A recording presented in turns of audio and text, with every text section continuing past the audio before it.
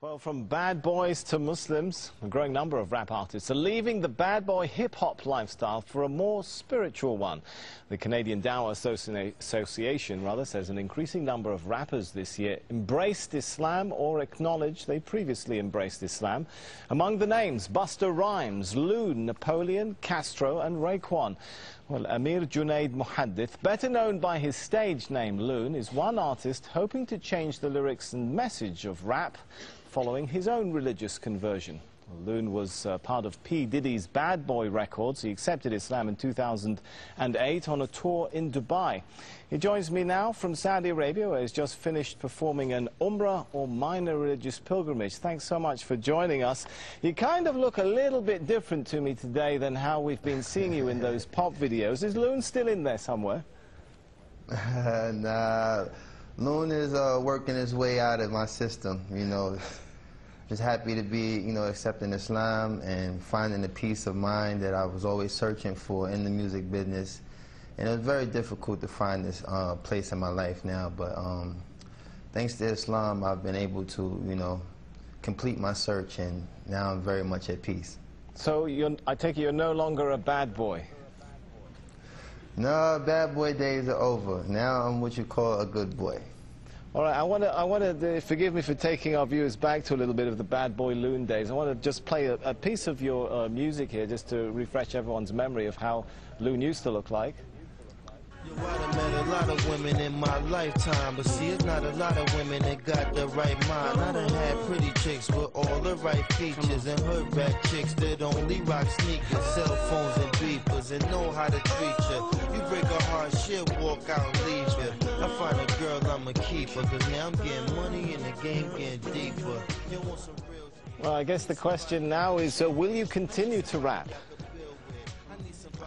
Well, right now I'm very much focusing on, you know, studying Islam and becoming more knowledgeable of the deen, because, you know, being in a position of influence, you know, I have to be able to, you know, protect myself in ways, you know, the media, some mockery of Islam, or whatever faith a person might choose. So I'm, you know, very much an advocate of trying to study the deen and become more knowledgeable of Islam.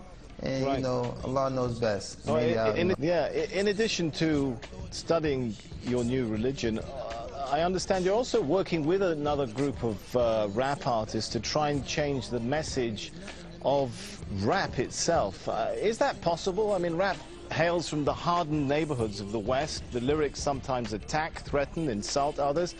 Can rap be rap without all of that? Well, that's something I think all of us as artists who, you know, saying accepted Islam are struggling with, because it's a very, very fine line, you know what I'm saying. With me, I actually really love the music, but it's the lifestyle that's really the bad influence, you know. The music sometimes can be geared towards things that influence people to do positive things, but the actual, you know, part that deters people from, you know, practicing their faith or concentrating on positive things is really the lifestyle. All right, I've got to ask you this one now. I want you to give us the first post-Islamic conversion rap of Loon live here in Al Jazeera. Oh man, you catching me off guard now, because I really, like I said, I've veered away from that lifestyle for a second. Come on, just a sentence or two. I know there's still a bit of Loon in there somewhere. I don't know. I mean, for the most part, let me see. You got me there, man. You got me there. You got me there.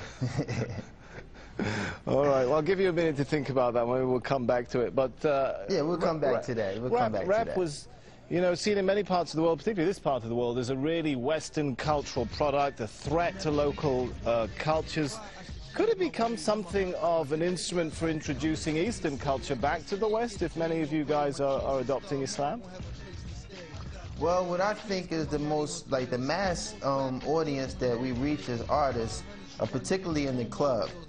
So to, you know, have people in the club actually reciting ayats or things that, you know, pertain to Islam would kind of, you know, give the wrong impression. I think that, you know, spoken word is something I've been focusing on, trying to you know, make a transformation to doing spoken word, because I do have the lyrical ability to establish a lot of strong things that make Islam so beautiful. But it's very hard to walk that fine line when you have music in the background that kind of, you know, either plays its role as a dance rhythm or something that might, you know, mislead a person from the message that we're trying to give. So, you know, like I said, there's a lot of artists that's in the position that I am, and we're trying to, you know, find that fine line without offending anyone or causing any harm to anyone who might be influenced by the negative aspect of music. And we're just trying to really focus on, you know, walking that fine line and being able to be a benefit to those who like music versus being a contributor to the negative side.